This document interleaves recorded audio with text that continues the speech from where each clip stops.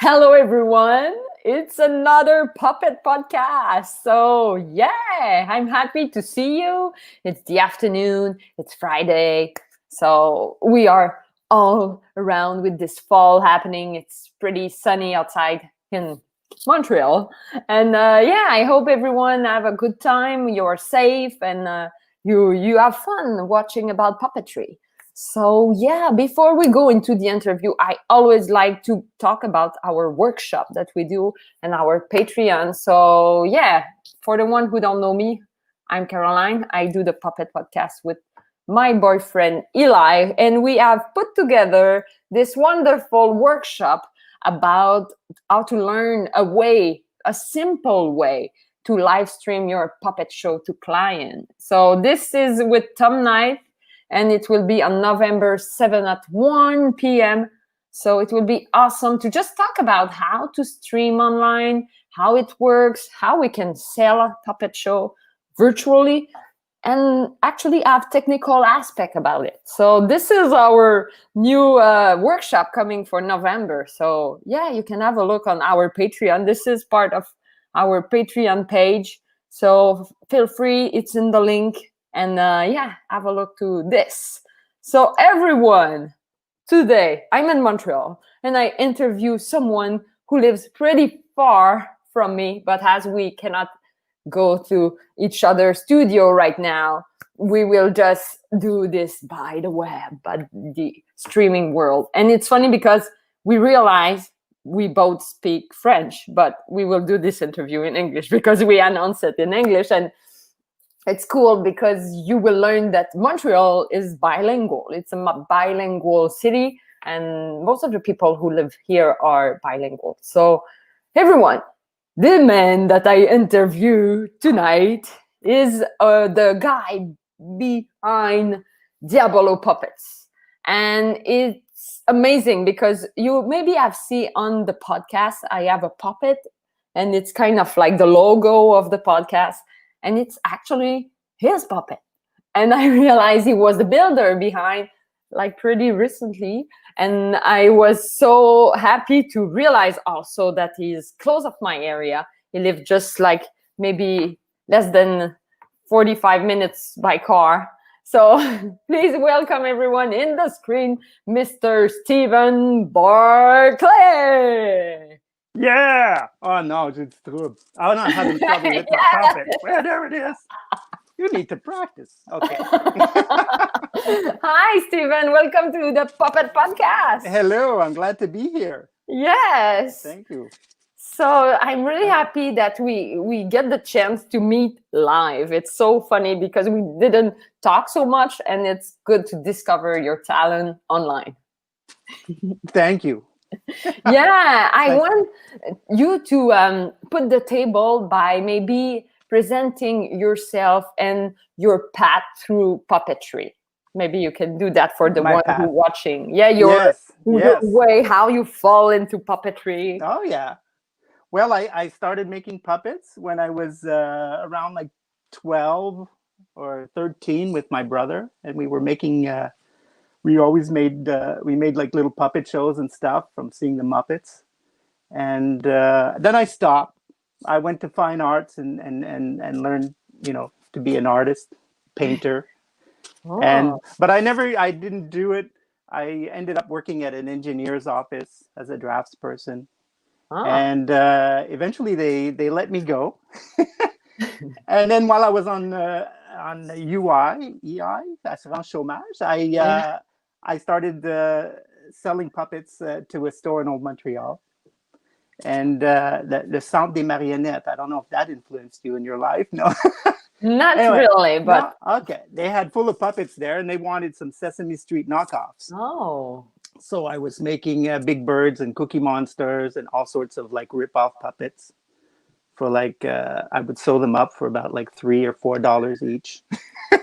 Whoa! And anyway, eventually I started making my own puppets, and that's it. I started my business. Yes, that's so great to have to put the business word on this. Yeah. So it was craft shows, and I went and saw le festival juste pour rire. And Yeah. I went and saw them with a puppet that I made, and said, "Hey, do you want them?" Well, this is not the one that I made because he's wearing a little kippah, and Uh-huh. it was for his bar mitzvah, his 13-year anniversary. But anyway, I Uh-huh. started making puppets for the Festival Juste pour Rire, for merchandise and stuff, and I made many Yes, when because it's kind of you sell a lot. Like you sell all over Canada, and you have stores, so it's kind of a drill to do it like really fast and yeah, well, I do it. It's more like I'm like a manufacturer of like clothing almost, you know. Well, yeah, it's not as romantic, but it's you know, I make a pattern and I'll cut out really a lot of thicknesses with my cutting machine, yeah. and then so I could cut out like, you know, 500, 600 or 1,000 at a time, and then and then and then just do piecework. So an arm, an arm, an arm, an arm, an arm. Do like the 2 days of arms, and then you do 2 days of you know, putting them on. Anyway, That's so cool. And you I actually have done some puppet for people and colleagues, and I've also Sam that was part of the show last week. yeah. He has this guy here. Yeah. Hey, how you Yeah. doing? It's I'm actually just making him now, so I don't know. I can't show it, but this bucket here is full of Yeah. it's full of him not done yet. Oh. Yeah. Anyway, this yeah. That's really cool. And I always like to ask the crush. Like, do you have a specific moment where you could say this was the crush for puppetry for me? Well, I always loved puppets, and we saw puppets on TV. You know, it was on CBC, like Mr. Dress Up and the Friendly Giant, and we used to love looking at puppets. And once in a while, we would see the Muppets like appear on the Ed Sullivan Show. It was before the Muppet Show and before Canada bought Sesame Street. Yeah. So before it played on the CBC. So we I'm getting mixed up in my words. So so anyway, so we'd see it once in a while. But then the first time we saw the Muppet Show, that was not the Muppet Show, but Sesame Street. Yeah. We said, "Wow, I want to make one of those," you know. So Yeah. we tried to make. Me and my brother tried to make Muppets as much as we could, trying to figure out how they're made, you know. And it was really hard because all we had was a picture. I was going to take it down. A picture from the TV Times, which is like Okay. the TV Hebdo, the TV guide, Yeah. Yeah. Yeah. and they had a picture of the Muppets, and we were trying to figure out, what is that? Is that foam? Is that fur? Where's the stitch mark? And we were trying to figure it out. And with the years, we tried to figure it out. And yeah, no Yeah. internet. We finally Yeah. figured it out. Then the Muppet Show came along, and yeah. We Yes. got better at it. Here's my first puppet. Oh wow. The first. I didn't make it. It's an oven mitt. So it's my mother's oven mitt. And we said, "Hey, this is a puppet." So then this was our puppet. We took her oven mitt, and I still have it. Oh yeah, it's historical moment. Yeah. Yeah, that's my I don't know. Great. So it was Yeah. Muppet love. Like Yes. many of your Yeah. interviewers. Yeah, a lot of people are influenced by Jim Henson and his crew. And we have Sam who are watching and say that Steven Barkley is fantastic. So you have good comment right there. Yes. And Sam is very good too. It's amazing that he just started puppetry and he's that good at that yes. intuitive with showing it Yeah, so learning well. fast. And people, if you have any question for Steven during the interview, or you want to write to us where you are right now, from where you're watching, it's always really interesting to read that. So, OK. Ah ouais, maman, écris-moi quelque chose. Maman l'a écrit. The French accent. Ah oui, maman. I have also building question, but I want to have your definition of a puppet as a builder. Maybe you have something special to add on. As a builder. Yeah, what is a puppet? Yeah. Well, we used anything, you know, when I was a puppet. It was a teddy bear. It was whatever you could manipulate. I think the definition should be it's something to help you tell a story better, you know. Yeah. So you need it for storytelling, you know, like the caveman along around the fire would, like, you know, pick up a rock or make Yeah. shadows, you know, saying, "Oh, there it was, the buffalo, and I killed it." And Yeah. it just makes the story that much better to Yes, to have demonstrate. yeah, to bring Totally. life to an object and use it as a symbol or yeah. I think Totally. shadow puppetry, drawing on, well, not drawing on caves, but you know, sticks and Yes. This marionette. is Yeah. yeah, this is the ancestor of our art. This is so cool. But for building, I'll Yeah. continue. For building. When I was looking for a puppet as a kid, and we were puppet crazy and toy crazy, we, you know, I'd go in every toy store and check it out. I had we'd see things like the Ernie and Bert plastic head puppets. You know, they have a plastic Uh-huh. head that doesn't move. I was going to pull that one down too, but I didn't. So they were really tough to move, and they weren't good. It was like Yeah. you'd put your hand in there, and it would hurt, and you couldn't open his mouth right, you know, and it just. And then I saw stuffed toy puppets, and I didn't like them. So I felt that puppets had to be uh, empty. You know, it's so easy Yeah. to make a good puppet. You know, and it just, you know, you can manipulate it. You know, Yeah. so it's so that my search for a good puppet was always it's always Yeah. existed.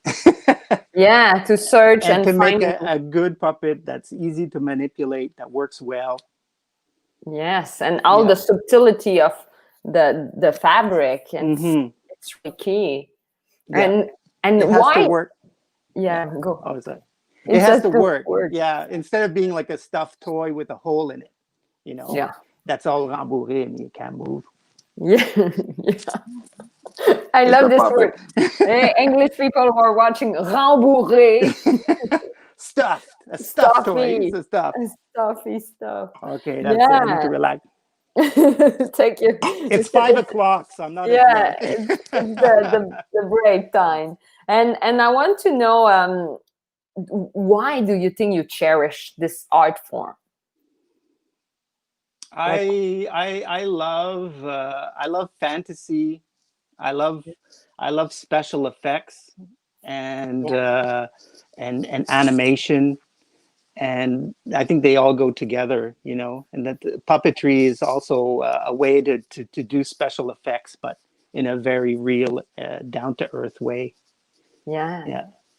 So totally. so that's why I cherish it. I think I'm answering like Donald Trump there with any which way I feel like it. And you can be silly with puppets too. You know, Yeah. you like, what's, do I What's have going? something on my head? Yeah, yeah, I think a fly right there.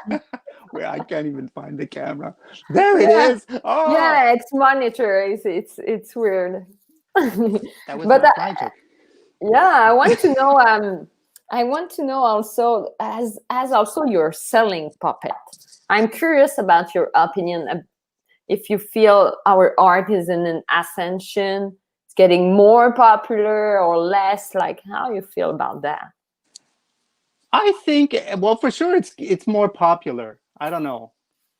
I during this COVID time, Yeah. my internet sales have tenfold.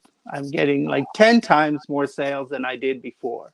Wow. Okay. So This is the so data. luckily for me, COVID is a really good thing.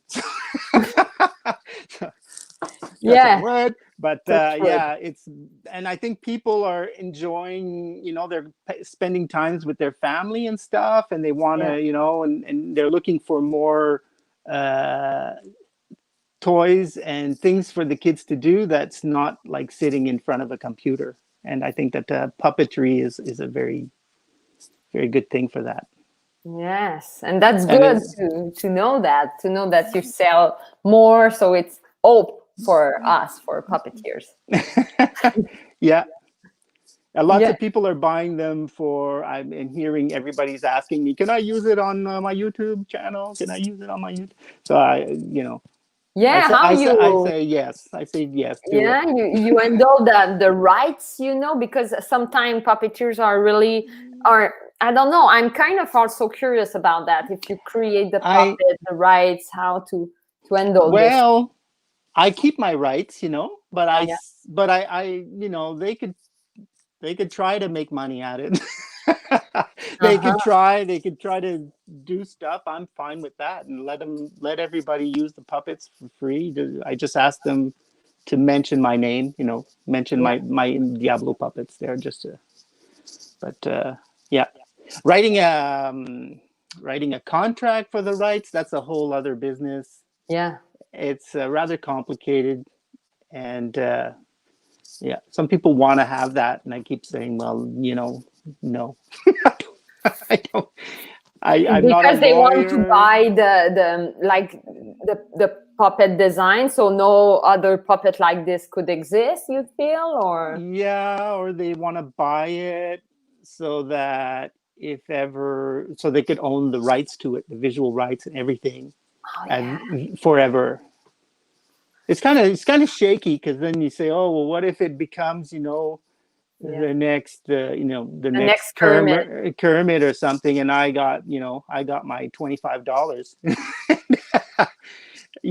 Then I wouldn't be Yeah. happy. I'd be sad about it. But it's really, I think, a philosophy about rights and art, and but it's kind of cool to have all the vision and all that, like you build and you make it accessible. I feel like your puppet, people could buy some people are Yes, really expensive, but you are more family yes, proof and really yeah. cute. That was my original job that I got at the Puppet Center. The owner, Shimon, used to tell me, they've got to be cheap, and we're going to sell a lot. Make them cheap and sell a lot. You could sell one for 200, or you could sell like 1,000 for $10. And you make a lot more money doing that. So really, they've always everything I've made has been geared from the beginning to pare it down. If I could make a puppet with one stitch mark, two eyes, there you go, it's done.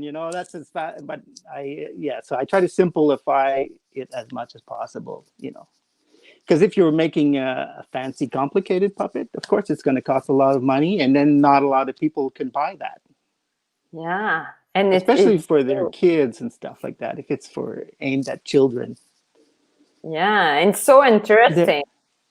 yeah, and they're I'm fascinated. I'm just like, wow, like uh, it's kind of a purpose, like and they to have to be be oriented. tough. They have to go in the washing machine. It's all things that you have to think of when you're selling it to kids, and the design. The design thought that Totally. has to go through it. Yeah. Yeah. Do you have an advice for other builders, like in the, as you said, in the fabric choice or in the design or? Uh, I say do it, and then do it again, and then do it again, and then do it again. And eventually your first one's going to suck. It won't be perfect. Nothing that you do will come out good the first time. So you have to just do it over and over eventually, and the second time you do it, it'll be faster.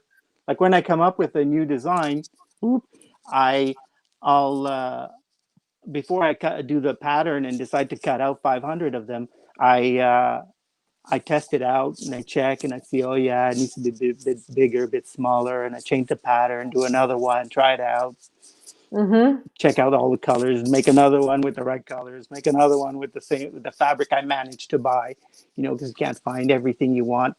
Yeah, So anyway, so it's do it over and over, and you'll get better at it. If you that's want so your own rights, you should make your own puppet. totally. And That's then the it's best. yours. Yeah. Make your own puppet. Yeah, that's so cool. And I I come want, from the fine arts aspect, not theater. So yeah, making is my thing. Yeah, yeah, artisan of and the yeah, An artisan. Yeah, that's really cool. And do you have a big purpose for your company, your career with puppet building? A big purpose, like a big. For the future, like something you say, I want to achieve this numbers of sale, or I don't know. I am figuring out. Uh, Could no, be to no, be it's sold all over. No, I don't know. Something I'm a big. terrible businessman. Terrible. Oh, but you seem kind I of do. smart. I've sold a lot of puppets. Sometimes I think most of the time I didn't sell them for enough money for the first 20 years, and then I finally figured out, okay, I should raise my prices and make a profit maybe, and then what? So yeah, I forgot the question. It was your big What purpose, my like big for purpose is, I don't no, I don't have one anymore. it's. I just want to continue making it comfortable, a nice living. You know, like now I managed to you know live off it, and Yeah, making a living making puppets is pretty weird, unusual, and fantastic. I like it, and yeah. so that was my only purpose. Eventually, yeah, To live from the I building and the yeah. creation. I'm self-employed, so I won't have a big fat retirement plan. So I think I'll be making puppets till I die, But or till it's as long as I productive. can. Yeah. It's nice to create and to be into action, and yeah. And I want to know, where do you see puppetry art in 10 years? I'm not sure. Will it go back to the olden days? You know, things people are all crying that they don't like the CGI and they want to see things like in Star Wars and more puppetry, more more life effects and stuff like that. Yeah, I'm not sure. I don't know. I'm yeah. always hoping for a Muppet movie that will raise the people that are not into puppetry's awareness to puppets, just so I could sell more. That's my, that's my Yeah, and wish. that's kind of true. If you have a But I, movie about puppetry, it's influenced all the sale of the yeah, builder who do your kind of business. yeah. But I think also eventually something online, some artist, some little kid with a puppet is gonna become the next big thing. You know, Yeah. the next Jim Henson or something of entertainment and stuff. You know, and I think yeah, puppetry is accessible to everyone to do that. So. Yeah. And I have a funny question I want to ask you about. Maybe as builders, sometimes you could be perfectionist about details or about something when you create a new concept. Do you have like some details that you say, I'm picky on the eyes or the how the mouth, like what is your perfectionist aspect? Where is I always wanted to work well. You know, the puppet has to it has to look right at the person. The eyes have to be placed properly. I I'm not that picky a person, yeah. except if it's bad or badly sewn and stuff, and you see stuff. But yeah, it's like making clothing a bit. It has to be well manufactured so it doesn't rip apart, and Yeah. it works well and looks as good as when I thought of it. That's always been my challenge. It's sometimes you have an idea, a drawing, and you make the original, and the original looks really great, and then you do like 200 or 500 of them, and then they somehow they twisted and something went wrong. It's like, oh no, I got these terrible puppets. They don't look as good as I want, and I can't sell them. But people like them and buy them anyway. And then I go like, oh, well, I guess it was just a personal choice, you know. Uh-huh. Of I have my favorite puppet here. I'm going to jump to Yeah. that. He's called Manok. Manok. So I used him in a couple of films, and I I put him can in give you films. more space like this. Oh, okay, Yeah. I put him in a few films because I was trying to sell him because I made 600 Manoks, and he looked terrible. First, he didn't have a scarf, so we called him. My kids wanted me to call him Monsieur Caca, and I did. I said, well, I don't know if that's going to help sell him, you know. And then I said, well, I'm going to make a few little films with him, like ice fishing or something. So anyway, Monsieur Caca became Manok, and I managed to sell him, but the first year I made him, I made a whole bunch. I went to did all the shows, and I think I sold 3 that season. 3. I just had to sell another 600 or something. I don't know. Anyways, I made films, and finally it got on a bit. And he's got character, but he's not what I wanted, you know, originally. Do you feel people are more attracted by something like pretty, colorful, or People like colorful and stuff, but they also like weird and with a lot of character. Again, Manok, you know, he's like weird. He's got like a crabby face, you know. You know, so yeah, I give you're you doing more terrible. So I could find the camera. Anyway, so he's crabby, and people like that. I thought like I did a lot of this guy here, but I did some crabby ones, and they sold faster than the cute guy, the cute happy one. Oh, It's interesting. weird. People like the character and personality Yeah, right yeah. off the bat. And It's how, weird. when you create a puppet, what makes the personality aspect you feel? Is it the color, or is it the form, the Often the shape, more the yeah, shape, you know, but the yeah, color helps.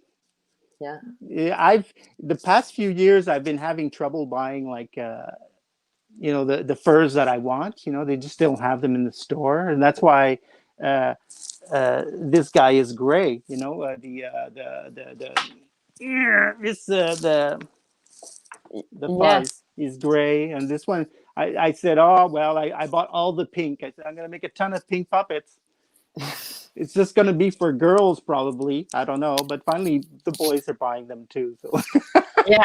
but yeah, the fabric is it's strange, but it works all the time. You know, it if even if I buy a weird color that I think is not nice, once it's a puppet, it becomes a life of its own, Yeah. and people then say, "Oh, I like it. It's got personality." You know, Yes, totally. I I think don't know. people like personality in puppet. And I want to know also, like, yeah, I just want to make sure, because I have building question, and everyone, I want to make sure we cover the building aspect. But the material inspire you. Is it happening that sometimes you just get actually inspired by the material to create the design, or it's more you work with a sketch and you draw it, and after you find the material to No, yeah, sometimes the material I let myself be inspired by the fabric, you know, yeah, because you don't know what you're going to find at the store. You know, when I buy fabric, I need to buy a lot of it because I'm not going to make just 6 puppets. You know, that's not enough for a run. You know, for yeah, a sell. So I need to buy like a bunch of rolls, and then I every I normally start like after Christmas, you know, or far after Christmas, after I've got relaxed a bit, and then I'll go to the fabric store and try to see what they have. yeah, And sometimes they don't have what I want, what I had planned, so I make something else, and I get a new fabric and say, well, okay, what am I going to do with that?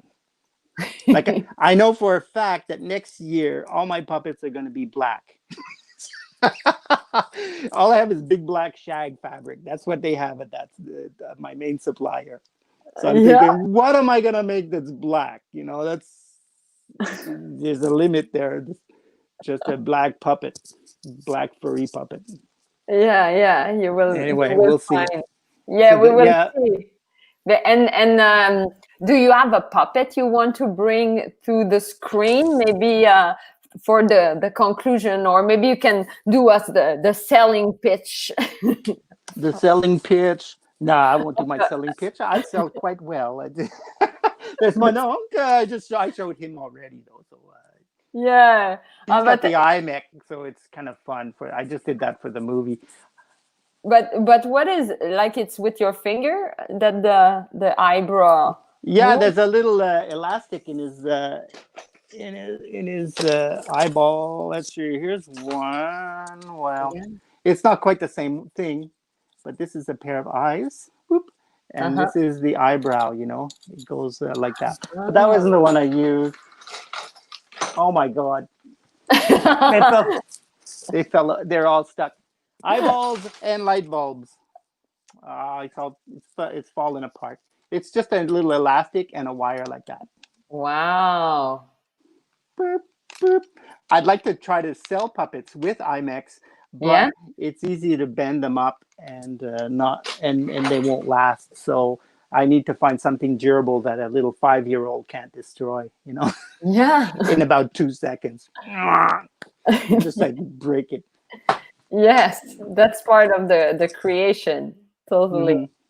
And yeah, so if people want to see more of what you are doing, where they should look. Well, there's diabolopuppets.com, my website, but most people they go on Etsy now, and you could buy Etsy shop, and you can see all the puppets I have there. Yeah. Etsy Diabolo Puppets. Yeah. So after And this pandemic, I must come to your studio and see yes, a how you're studio installed. tour is a lot better than me talking. But Here's a it's studio tour. There's my yeah, cutting room and junk and lots of stuff. that's A sewing machine. Whoop. And the other sewing machines over here. Okay. yeah, full equipped of Yeah. to work with the fabric. That's so cool.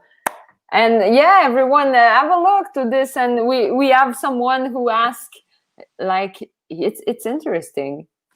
We were talking about that. Do you have any workshop in Montreal in the next time? So yeah, we will do one. But the workshop is it's something really interesting to see and to have A workshop tour. Yeah. yeah. And maybe you will do workshop in the future. Do you feel you have the knowledge to or the love of sharing your knowledge to others? I'm kind of a shy person. She'd see mid, and I don't. But yeah, maybe someday. Yeah, I did it once or twice and did sock puppets with kids and stuff. But Yeah. yeah, maybe. Yeah, let's see what the future Yeah. is giving to us. So thank you so much, Steven. I'm so happy to meet you and to discover your passion about puppetry and your way of working and your vision behind the business of puppetry. Thank you. Thank you. It's so And cool. So it's nice to spread puppetry around. yeah, yeah, And that's it, the yeah. purpose. So stay in the virtual studio. I will just do the conclusion and we chat after. You can have a sip. Yes. I. Yeah, Okay. see you. Okay. Yoo-hoo! Hey, another episode. So cool. So fun, people. I'm so happy to bring more puppetry, more follow spot towards good talent. And yeah, if you want to know more about puppetry and also live streaming, as we do this podcast, we also have a part of our Patreon, those kind of workshop we do. And this one is about streaming online for client, like, and learn a simple way to do it. So it's with Tom Knight, who do a lot of streaming online, and he's really talented, a beautiful voice. He sing and he have kind of a good knowledge of the gear we need if you want to do online streaming. And let's see, as we were talking with Steven, maybe you can go viral online. Let's give it a try. So everyone, I'm so happy about meeting you every week. Next week we will have a puppeteer of England and another one from US, and I try also to have other people. So feel free to write to us. I want to always have a bunch of new puppeteers to interview.